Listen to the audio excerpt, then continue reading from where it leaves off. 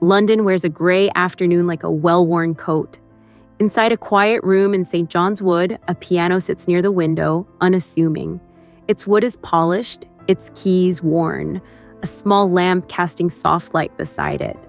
Paul McCartney, now 83, sometimes sits there, not performing, not rehearsing for arenas, just playing. His fingers are slower, precise yet measured. Every once in a while, he pauses, hands resting lightly on the keys. You can imagine the thoughts passing through his mind. Memories of Liverpool, 1957, friends, family, and the echoes of a life the world has watched unfold. Time and memory. The number 83 feels strange, attached to a man still remembered for sprinting across stages with a crooked smile and a Hofner bass. Time moves for everyone, even legends. His fingers still move with musical precision, but the pace has slowed.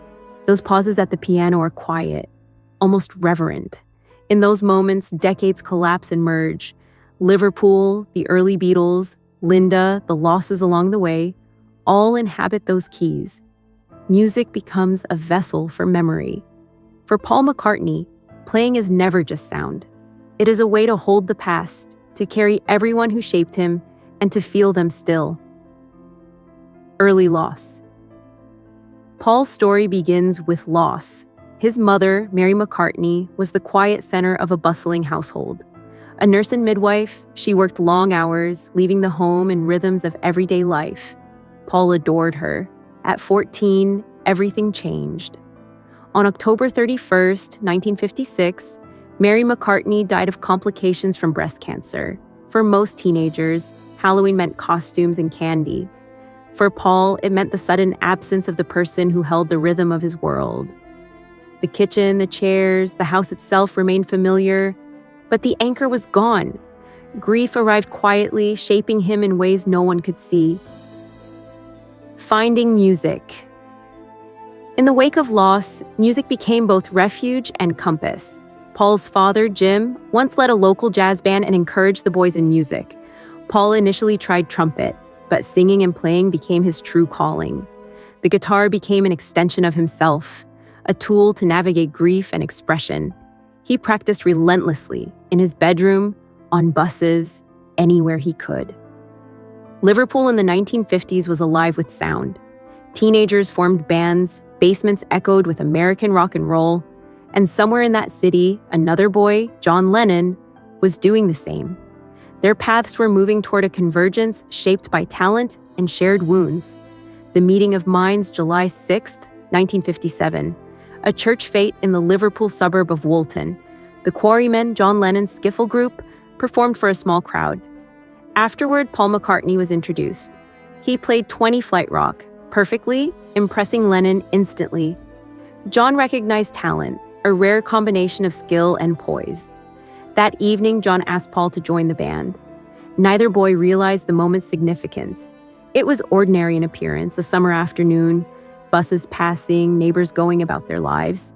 Yet subtly, everything had shifted. Two teenagers, both carrying losses too early, were beginning a collaboration that would shape modern music and change the soundscape of the world. Early collaboration, the Quarrymen were far from famous.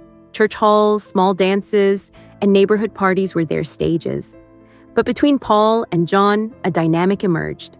Competition mixed with camaraderie. One would write a verse, the other would match it. Melodies, chords, and lyrics, scribbled into notebooks, became exercises of mutual refinement. Each pushed the other forward. Their energy was relentless. It was not ambition at first. It was curiosity, talent, and connection. Music became a shared language, a way to process the world. The small moments, the scribbles on paper, the laughter, the challenges, became the engine of a partnership that would define generations. George Harrison joins. The band was not complete. Another teenager, George Harrison, practiced obsessively, mastering the guitar with precision. Paul suggested he meet John. Initially hesitant, John considered George too young at 15. But George's confidence and skill persuaded him. He performed a solo atop a bus, demonstrating control beyond his years. John nodded, approval given. The three boys, Paul, John, and George, were now a unit. Cheap amplifiers, guitars, and youthful energy carried them forward. Liverpool's vibrant post-war music scene provided fertile ground. American rock and roll influenced them, but the unique collaboration of these teenagers would create something new, a sound that was destined to resonate globally. Small moments, big impact. Their early days were unremarkable to outsiders. Local gigs, rehearsals, and small performances seemed ordinary. Yet within these small moments, ideas were born. Walks in the streets, bus rides, shared jokes, and early songwriting shaped the band's identity. Fame had not yet arrived, but the foundation for their creativity was already in place. It was a mixture of friendship, rivalry, and shared vision.